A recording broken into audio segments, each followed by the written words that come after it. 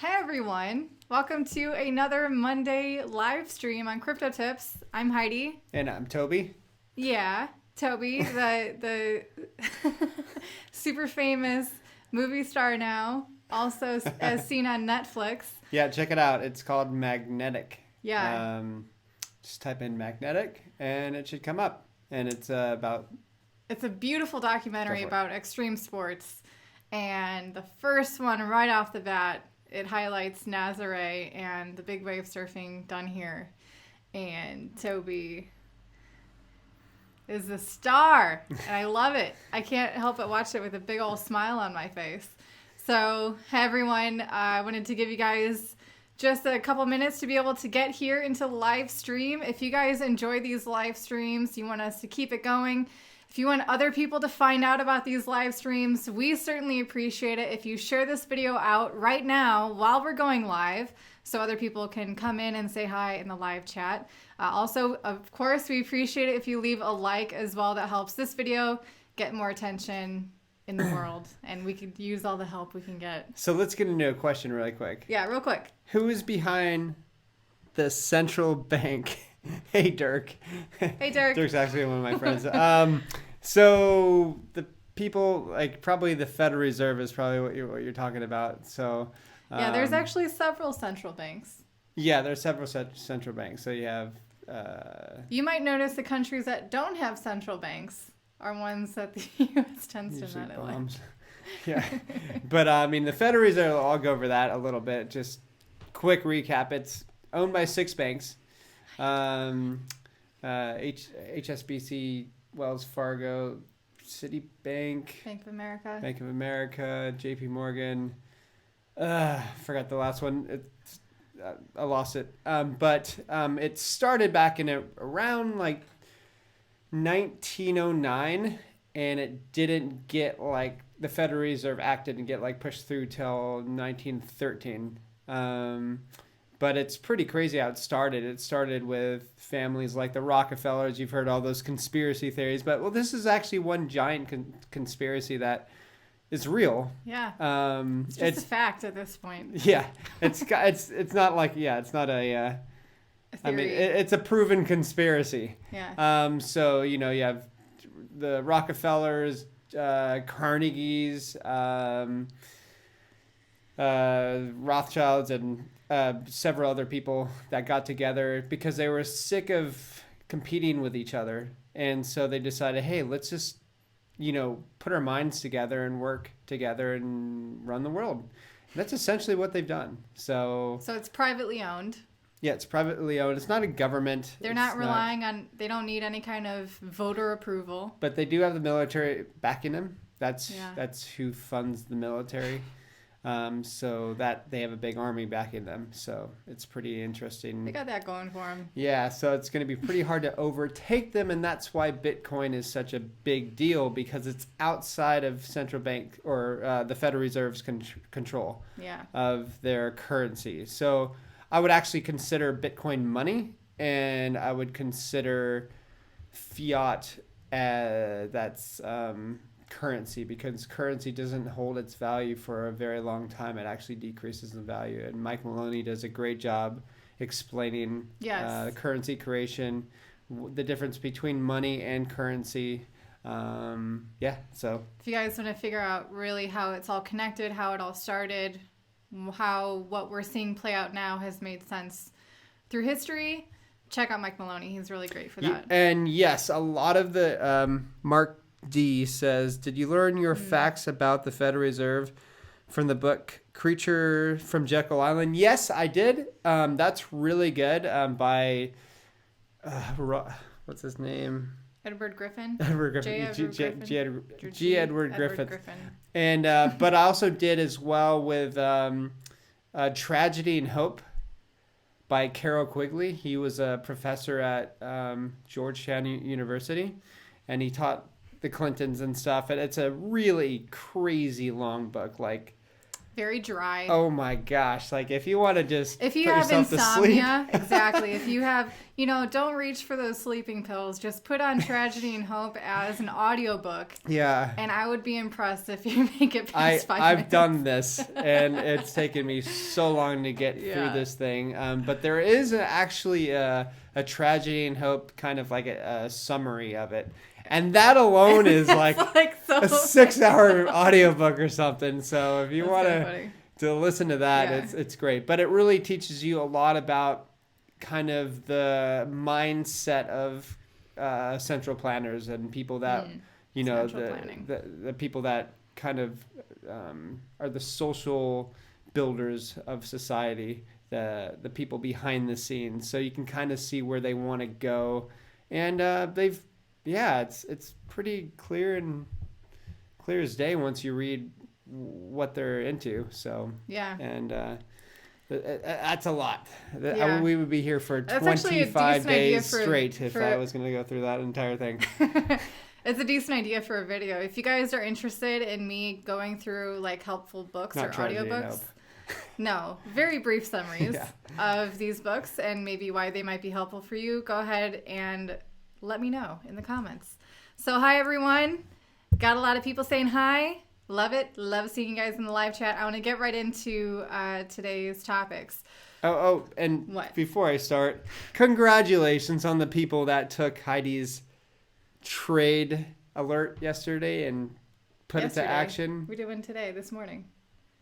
It was this morning. This morning. Sorry. Yeah. He's been out surfing all day, so it seems like yesterday already. But congratulations. You did well. Did it? For those who are in the CT group, or the CT club on my Patreon account, made a trade today, accumulated a bit more, and explained my thoughts on NRG, why I'm so speculative on it, and why I still bought some anyway, for those who are curious. Go ahead and check that out if you haven't gotten it already. So the first couple stories I want to talk about are warnings. I feel like you got to say this every time. So unfortunately, this guy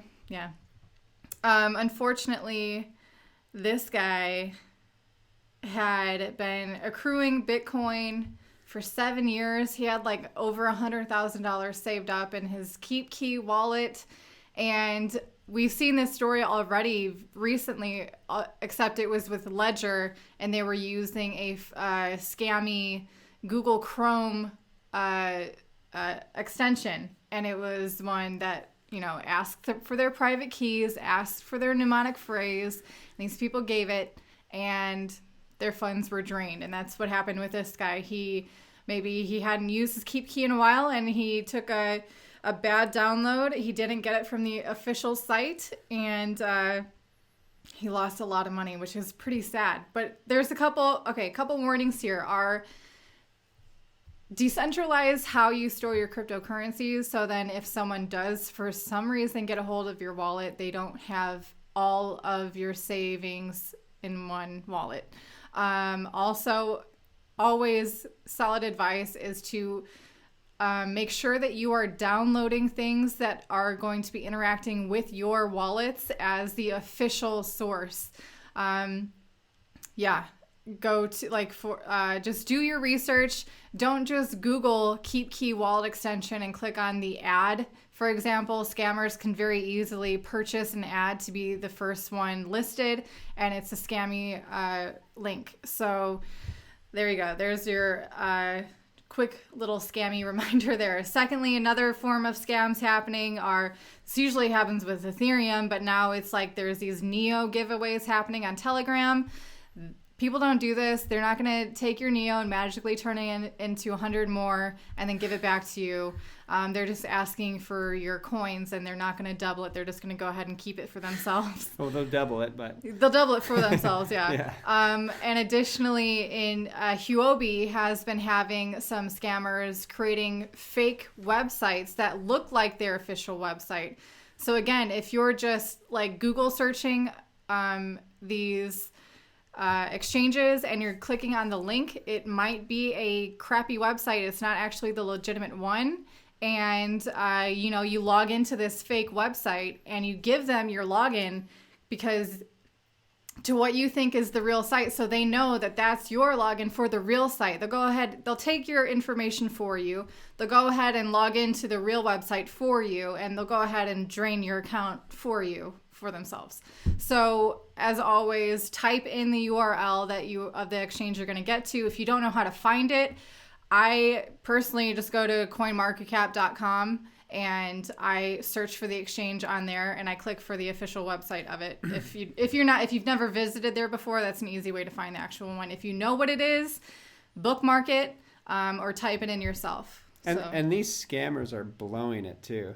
Like, they're putting this out now when the price of Bitcoin is under $10,000. I mean, what a bunch of idiots. Because, I mean, they're getting their positions before the bull run. The whole world is going to jump in on at 20,000. When it jumps past 20,000, the whole freaking world's going to jump in.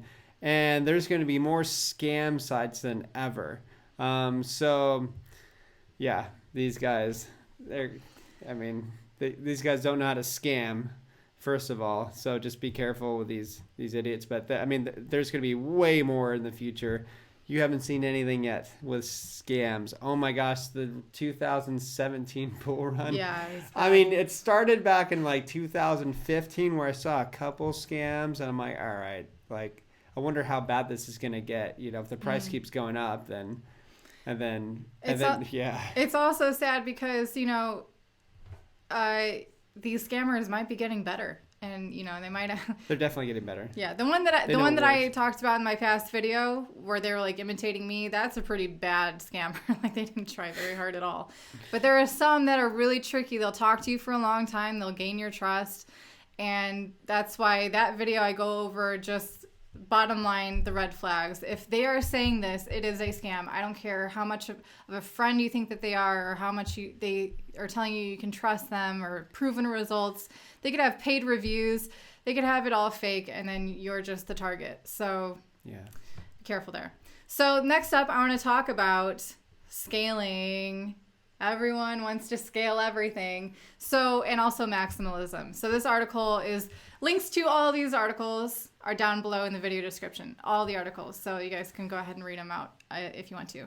So this one's talking about the idea floated out by Gavin Andreessen, talking about how you could scale Bitcoin by using Bitcoin or Ethereum wrapped Bitcoin on the Ethereum blockchain. So this idea to scale Bitcoin is to scale Ethereum and then just use Bitcoin on the Ethereum blockchain, essentially. There's a lot of moving parts with that. But, and also, unsurprisingly, Bitcoin maximalists are not a fan of this idea. Thinking that their savior could be what you could say is their other competition is Ethereum. But I think it's a great example of this kind of open-mindedness to collaborate and to use these skills or the tools of other blockchains that have been developed in a different way, that have different capabilities. Proof of stake has not happened yet on Ethereum. This has been tried before, and it failed because of a bug in the smart contract.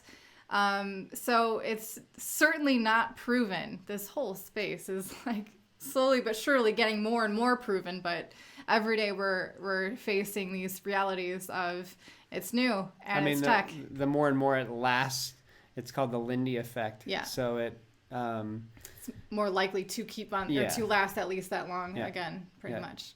Yeah. So,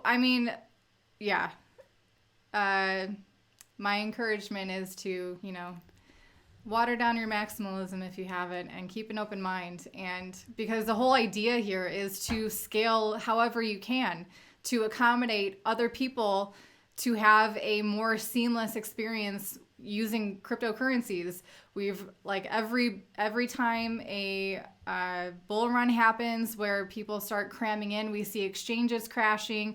We see ticket times taking, weeks on end just because there's not enough support to help the massive amounts of people that come in. We see huge transaction fees, really long transaction times on different blockchains. So you see all these other blockchains that are saying, oh, we're fast and cheap. We're fast and cheap. Yeah, everyone is fast and cheap when no one is really using cryptocurrencies.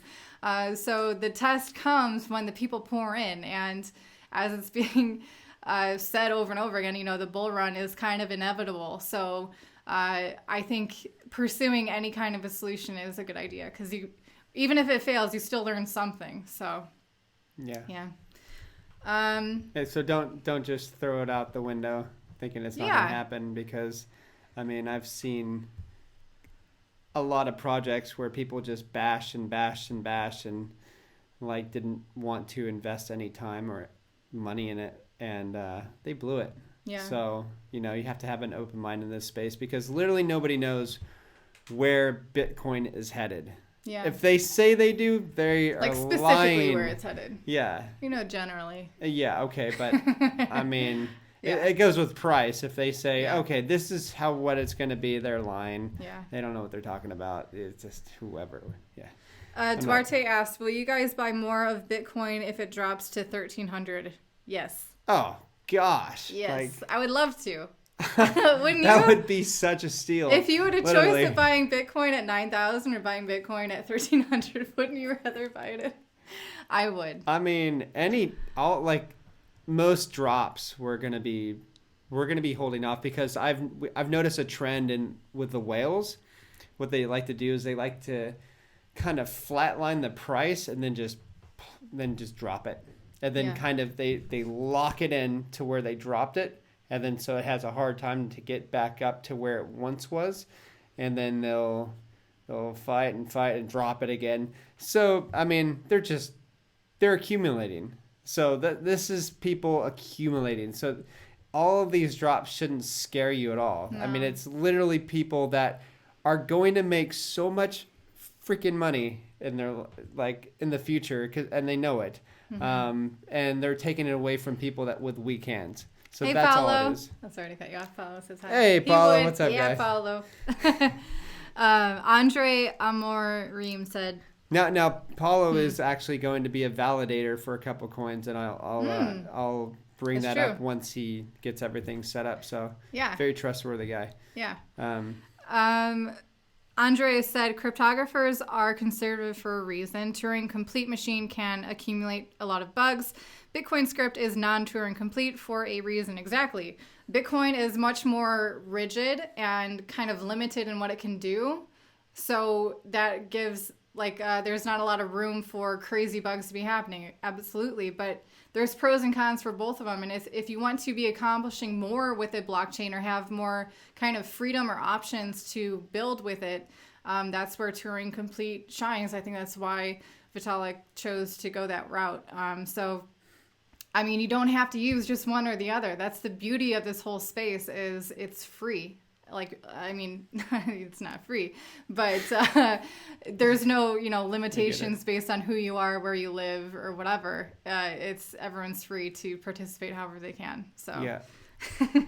Okay, next up, let's get through this. For those of you who are asking always for KYC-free exchanges, there is a website called KYC-not.me, and it's pretty cool. The guy who wrote it, he's got a good crypto head on his shoulders. That's great. And yeah, so the website. But you have to give your ID just to get on the website, though. Nah, I wouldn't be sure. I'm kidding. That's funny. But so these that he's holding or that he's showing are ones that trade Bitcoin and Monero for sure. Maybe they also do others, but he was definitely focusing on those two trading pairs. I didn't know local Monero did that. Yeah. That's epic. Like exchanges like Local Monero, like Bisq, and HODL, I believe. They might require identifying information based on the specific other person that you're interacting with. If you go to this website, it's great. Like you can go to this, the concerns, and it shows you what his concerns are. For example, let me see, which one is it? Oh, it's so tiny. In Simple Swap, it says may require KYC if suspicious. I don't know how they deem what is suspicious or not. I'm not positive that these are all decentralized exchanges. I hope that they are. If you are encountering any kind of a centralized exchange that offers zero KYC, and here's just the general guidelines for that is there is either 0 U.S. citizens allowed to participate on it. It is only going to be a crypto-to-crypto exchange, and it's probably brand new, and they haven't realized the implications of being centralized and trying to go against the regulations of their jurisdiction. So that is why I'm constantly pushing for more decentralization, because that is what makes you incapable of being impressed upon with these regulations, and allowing people to participate within this cryptocurrency space in a much more free way that doesn't compromise their privacy online by having to fork over their passport information, their photo, their full name, their address. For U.S. customers, unfortunately, it's becoming all the more common that you are having to fork over your social security number to who knows who, and who knows what kind of legal rights they now have over your information. And guaranteed they don't care, because it's not their information. Yeah. It's some random person's. So I think this is great. And hopefully this list will continue to grow as more people pursue options like this. So wanted to give that for you guys. If you want to check it out again, links are down below in the video description. Next up, I got a lot of articles to talk about today. Great. This one was shared out and also shared out on our Facebook group, Crypto Tips. Why Bitcoin is a silent protest against. Sorry, where it disappeared. Hold on. How did I do that? Wait, where are we? Okay. Sorry. I don't know what happened. Yeah, Tommy. We just went invisible for a second. Yeah. Why Bitcoin is a silent protest against corrupt governments everywhere. Serious subject. Stop laughing. Corrupt governments. I mean, that's just kind of all these riots that we're seeing taking place. Like, it's cool to see people actually riled up and like they care about, making real change. But unfortunately, it's not very focused, in my opinion. And it's focused on one side. It's focused on. I mean, there's a lot of things that's wrong with how it's organized, but what, the riots? Yeah. Yeah, I mean, if you look at who's funding these things, the government. Soros. Also, the government is receiving funding for these things, and they're supposed to be protesting the government. Anyway, yeah. If you want to get the attention of any government, maybe threaten them with a little bit of capital flight. I don't know if I should say that, but that will for sure get their attention if you talk with your wallet rather than, holding up a sign and standing in the road. Okay, but if you want to take real action that can actually, benefit you directly and also, be kind of a political statement in itself, is to purchase some Bitcoin or some privacy-based cryptocurrencies. Yeah, what do you think? You're really going to need privacy-based crypto, and that should be like a priority, because the way I see this coming down, maybe I'm just being ultra paranoid, but also, I see people wanting to get rid of the police, and hey, fine, whatever. Our friends in South Africa don't have government police; they have private security that takes care of their neighborhood. And they pitch in every month, and it works amazing. So it's great. But as far as I think what's happening in the U.S. and maybe a couple of other countries is they want to make like a technocratic dystopia, essentially. So they're getting rid of police as we know it. That could possibly happen because what's going to take place in major countries like that are controlled by central banks and Soros and other people is that they'll be able to do contact tracing. So instead of so they'll implement it through the virus, so contact tracing. You have a thing on your phone, and it tells you, how close you are to other people, so you don't get sick. And but where that's actually going is they could probably just track you wherever you are. So say, for instance, they'll say, hey, we saw that we found this criminal who had broke into this one place at exactly this time, and their ID had showed them the GPS coordinates were exactly at that point. So that's our criminal. So it'll make things easy for police. So they're not roaming around the streets all the time. So and then it's pretty much they're setting up for a panopticon, which is like being able to you don't know when you're being watched. Yeah, you have no idea. Assume that you're always being watched. It's kind of like a prison. So you don't have no idea when you're being watched, and so you're ultra paranoid. And so I see that's where it's probably headed, which is really sad. But that's why you're gonna need secret, or not secret money, but money.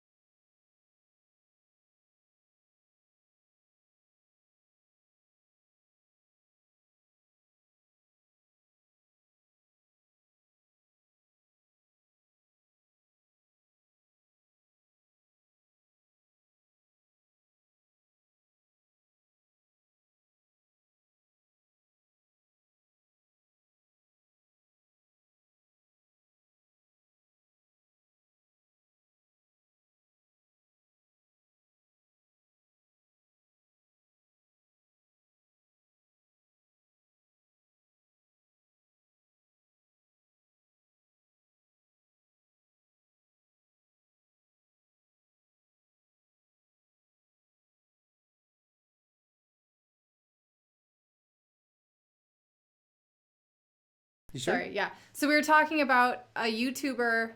It was unplugged. How long ago was that? Not that long ago. Okay, so it was just because you're on this. Sorry. So yeah, there's a woman named Amazing Polly on YouTube that kind of goes over all this stuff, and she talks with people like James Corbett from the Corbett Report, and he's really great. I've been listening to him for over a decade now, and he sees things so far in advance of what is actually going to happen. It's amazing. So yeah. Okay, we're back. Mm-hmm. I know. I'm done. What? No.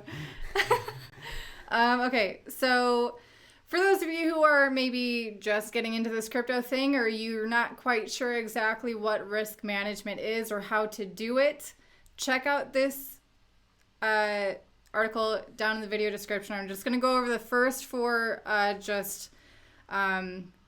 key points that they have here. I'm going to read them off for you guys. Let me make sure you guys let me make it a little bit smaller. 1 second. Okay. Takeaways. No risk, no reward, but taking on more risk than one can bear can lead to disaster. Always saying, never invest more than what you can afford to lose. Defined risk per trade and stop losses just beyond invalidation levels is the core tenet of risk management. So making sure that if you have, a trade set in, it doesn't get run away with and you're not suddenly underwater or unable to deal with it. Taking trades that adequately compensate traders for the risk they take on is the best way to sensibly deploy capital. So like when we're talking about risk reward ratios, is it worth it to even put that amount of money in versus what the potential reward could be for you?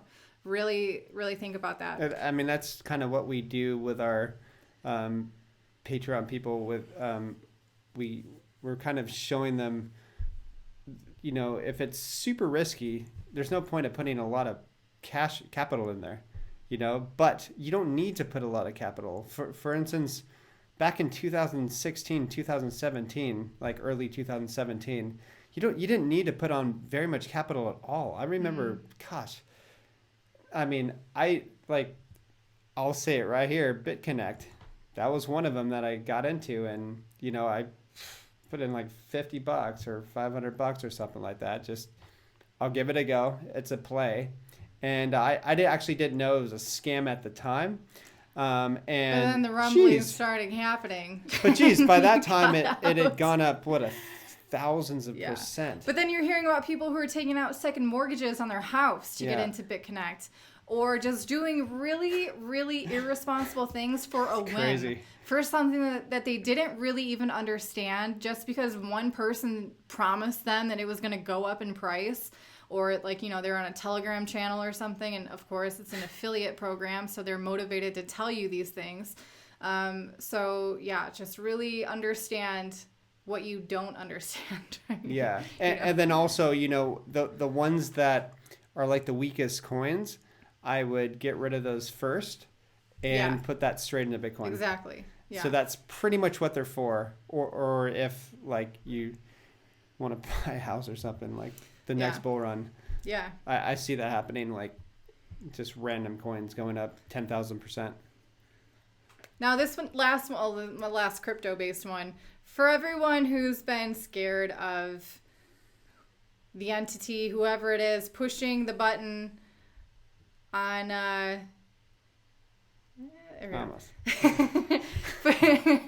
pushing the button on the internet, shutting it all down. Never gonna happen. There's a Bitcoin satellite, but there's also really cool things called mesh networks. Amen. And link is in the video description. If you're interested, if this is freaking you out, check this out. Know that people are working on solutions even for that far-fetched scenario. So people talking about this one are Andreas Antonopoulos. Let's see, who else? Richard Myers is the special guest, along with Adam Levine and Stephanie Murphy. So, but also these are just a couple of popular names. There are so many developers that I know that are behind the scenes that will never see the light. You'll never see them. And they are working on this. They are some of the brightest minds in the world. Government doesn't have the brightest minds. I'm just letting you know right now. Central banks don't have the brightest minds. The brightest minds are working on things like this. And a couple of the best crypto projects out there. And so I know that for a fact that they are. And so that means that for every action that central banks or governments take, there's an equal and opposite reaction. Mm-hmm. And we are going to win. It's like hands down, because we can scale, they can't. Yeah. So. Yeah. I mean, it almost makes you grateful for the terrible actions taken by the central banks. That something like this was the reaction, but I'm not quite at that point yet. I'm excited. That's just really fun because there's going to be so much cool stuff happening out there. Yeah. Yeah. And so when people are like, I'm on like crypto Twitter sometimes and I'm seeing people like, oh, it's a boring day today. I'm like, dude, there's no day that's a boring day. If you look at people that are actually movers and shakers in this space, they're the people behind the scenes. It's not the people like the ones that are on CNBC or the ones, are the big popular Bitcoin people on Twitter. It's not. They really are not the most, the movers and shakers, and the ones that are not showing their face. Yeah. Just letting you know right now. Yeah, exactly. Because they have to, because they're doing such disruptive work that it's in their best interest and best security to protect themselves. So, anyways, I can go on and on that. That's my passion right there. Now you can go on and about this.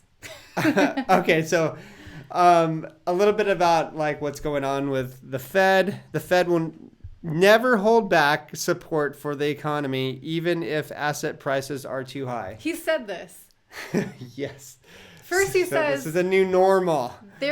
He says there will never run out of money because they will print forever. Yeah. So he says this. Yeah. Well, I mean, he's backing up what he's saying. So this is why the stock market will continue to go up. Yeah. So, I mean, yeah, you might see a couple down days or whatever, but I see the stock market it'll keep going up. Well, it's like Hertz. They just went Hertz car rentals. They just went bankrupt. They were not hurting. Stocks skyrocketed. But they weren't hurting. No, exactly. Yeah. So many of these companies are going bankrupt, but their stocks are skyrocketing. What does that mean when stocks go up? It means the owners of the companies are making a killing. Are they still, even though they went bankrupt, are they still benefiting from the stock price? I don't know. Yeah. I don't know. Okay. Yeah, for sure. Guess he's pumping money in that. So I'm just going to go over a couple of these really quick. So 4.5 unemployed workers for every job opening as hiring creators quits plummet. So pretty much what I was saying before is that there's going to be much more unemployment coming down. So because jobs don't exist anymore. Yeah, so don't be surprised. I mean, companies are going to do whatever they can to do with less. So that means getting rid of people, because that's a huge expenditure. And I see a lot of people trying to get into like robots and stuff to work for them as well. So yeah. Sorry, real quick. Yeah. Max says, so basically hyperinflation confirmed then. Can you say a little bit about why hyperinflation won't hit so quickly because of... Well, I mean, you have a global demand for US dollars. Because of all the debt that they issue out globally. Because debt is denominated in pretty much USDs. Yeah. So you have like $14 trillion outstanding globally from sovereign countries to corporations, and they need dollars badly. Yeah. So yeah, you're gonna see the dollar fluctuate like crazy, but as like that Raoul Paul guy says, like I really liked his work, and he's pretty much like, all other currencies will hyperinflate first, and then the US dollar will eat them up. Yeah, exactly. And then it'll end up eating itself, because that's when it'll be flooded with US dollars. Exactly. But until then, there's plenty of need to absorb that printing from, like you said, other corporations or other countries. Yeah. And until that has been hit, then we'll see the repercussions of all this. Yeah, so that's why I think it's really wise to keep US dollars on hand. I mean, it's kind of like anti-Bitcoin or whatever, but it's really not. I mean, you might as well take advantage of it. Like, it's going to happen. So, then you can buy up real estate and stuff, because just buying crypto and making money off that way, I mean, okay, so what are you going to do with it? Buy real estate, do stuff with it. Do something real that you can actually live in. Like Rich Dad Poor Dad says, have a residual income coming in, having multiple sources of income coming in. That's the way to, live a freer life, because you can't work your whole life. And unless you're... But that's also really where crypto can come in the long term, as it keeps developing and it keeps being integrated in our lives, is like Andreas Antonopoulos said it so many years ago, you'll be streaming money. Just like how you used to go to the store, rent a video, put it in, return it. Then you used to have to download a video on your computer to have it stored on your computer. Now you just can go to Netflix, watch Magnetic. Better watch and it. And it's just streaming videos. Same thing with streaming money. You can have a streaming income of just micropayments coming in for whatever you're doing. So for instance, really quickly, I'll just throw this out there. Say for instance, you see the car in front of you and you ping them and you go, hey, I'll give you a micropayment just to move over. Can you do that? And then they'll move over for you. Just think about stuff like that. That's reality of what's probably going to happen. You can have your own self-driving car that when you're not using it, it's out working. Yeah. And you're earning sleeping. An income. Yeah, my friends are actually planning on doing that. Yeah, exactly. Yeah. Having a fleet of Teslas that could be pretty employees cool. Kind of. Okay. Next up. All right. So we're going to end it soon, but okay. The last one. All right. So a third of renting Americans worried about next payment as recovery hopes fails. Fade. There was no recovery hope. I don't know what they're talking about. So it just kind of confirms what I've been saying for the last 3 months or so, that this is not getting any better. So, yeah. So you're going to have the protests, which kind of added fuel to the fire of the depression that is about to happen as well. Yeah, I'll end it with that. And for those of you who, for Starbucks is like, a luxury for Americans, Canadians, Australians, and they're closing a lot. And the reason why they're closing is because they understand, like, the Starbucks isn't stupid. They understand that there's not going to be that demand in the future. So they're being proactive. And that is smart from them. But my thoughts on them as well. But yeah, so Robert says, "Oh great, now people will be intentionally annoying in traffic trying to get you to pay them to get out of the way." That's a good point. We'll have flying cars by then, right? Yeah. So cool. All right. Well, that's all the stories we have for you guys today. We'll try to keep it at 40 minutes or so. Trying to keep it at a nice friendly time frame so everyone can watch it and want to watch it after these live streams. So we always appreciate you guys all in the live stream saying hi, participating. Love it. So today was pushed back a little bit, but normally... I'm sorry, it was my fault. He was surfing all day. I got in really late. It was really good. I looked at my time. I'm like, oh my gosh, I gotta get back to... So I rushed back to the harbor, got the jet ski out of the water, and rushed back here, and here I am. Okay. Life. I'm sorry. But so anyway, so you guys know all of these videos can also be available on library.tv. My account there is Crypto Tips. And I have a newsletter going out every Sunday giving you guys my inner thoughts on this cryptocurrency space and all that good stuff. Also gives you the links ahead of time for live streams like this. So you can go to learningcrypto.com, fill out the information there, and join the newsletter. I'll answer this last question. From Arnold91. Do you hold any stocks? Do you think a stock market crash is close to it happen? I have no idea when there's going to be a stock market crash, and there's no way in heck I'm going to hold any stocks because I'm not going to participate in that crap. We got out of the stock market a while ago. Yeah, we got out. Like a couple years ago. Yeah, we dumped it all into crypto. So no, I'm not going to participate in just complete manipulation of central banks. No way.